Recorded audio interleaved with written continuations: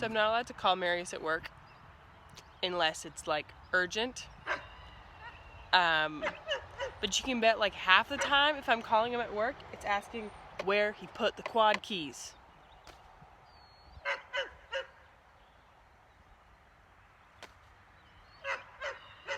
Lucky for me this time, he had left them in the Suburban because he realized they were in his pocket when he was on his way to work. Normally I call him, I'm like, hey, where's the quad keys? They're in my pocket. Well, that's helpful to me.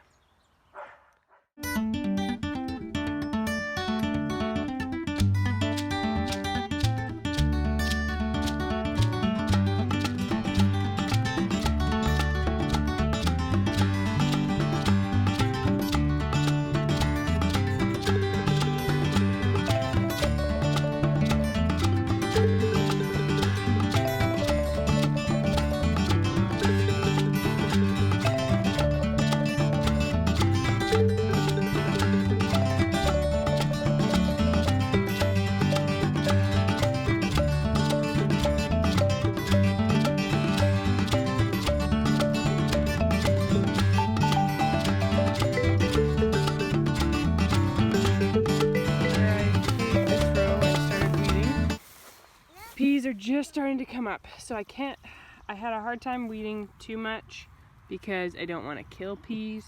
So I weeded kind of where I could with the Dutch hoe, and once they're bigger I can weed better. And the carrots aren't up well enough for me to be able to weed them yet. So, oh well. There's still 3 rows here that aren't planted at all. I think I'm going to plant another row of carrots. Actually, there is 1 row that's got a bit there. I think I'm going to plant a pile of carrots. I'm not quite sure what else I'm going to plant yet. We had a frost warning last night.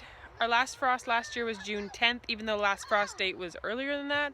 We had a frost June 10th. I hear you, Freya, but I'm not done yet.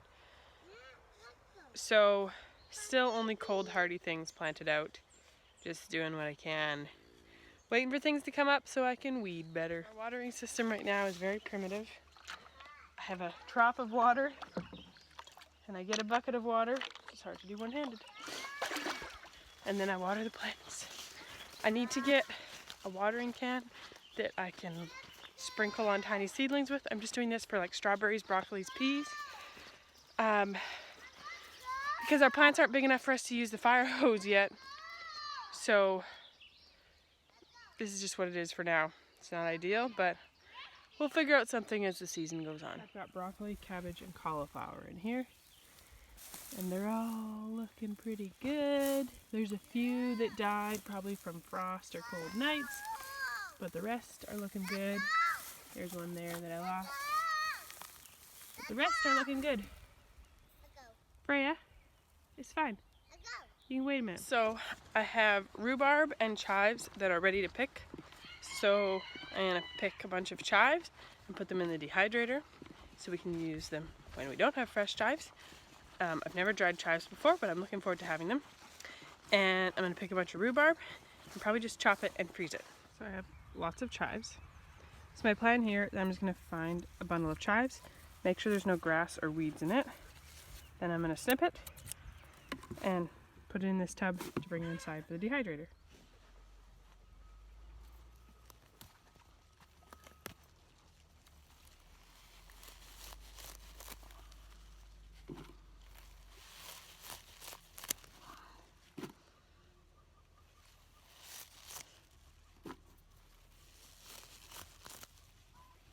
I picked about half the chives and I have like a 2-gallon bucket full of chives.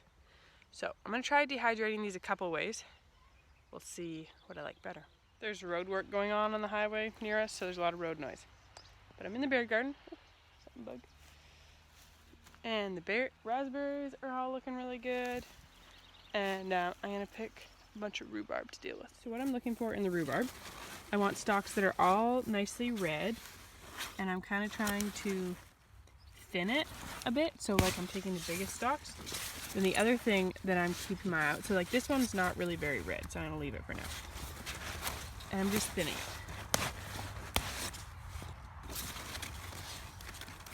And the other thing that I'm looking for that I don't see in here, but I'll see if I can find another, is, oh, like, let's see if I can find another one.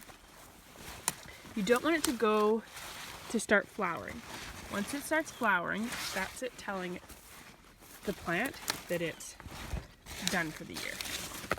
So if you see it starting to send up flower,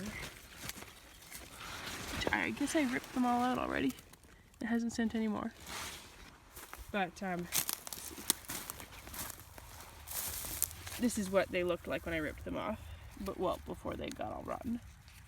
This here was it trying to go to seed, and then it will stop producing for the year. So you rip that off, it keeps producing for you.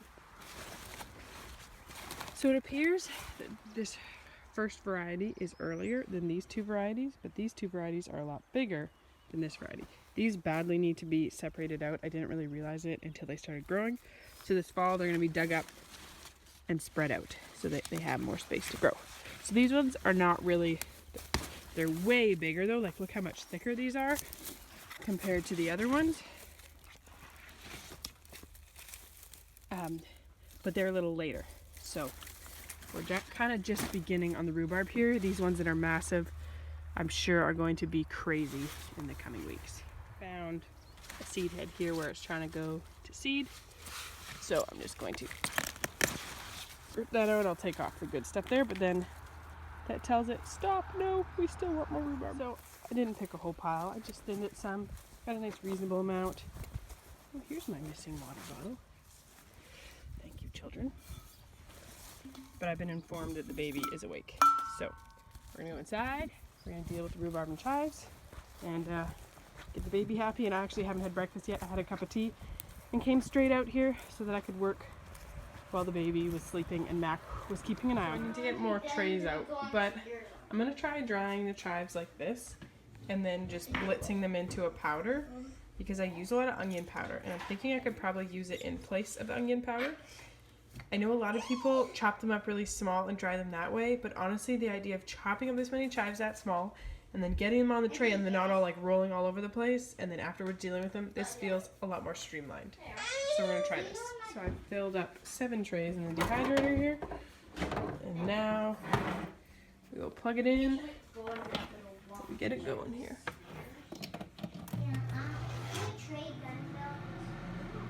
So drying the chives took forever and a day, but they're finally dry. And I dumped the trays into this big metal bowl and then gave them a bit of a crunch to make them more manageable because they were kind of bulky and all over the place. And now I'm gonna try blitzing them in the blender to make them into a powder.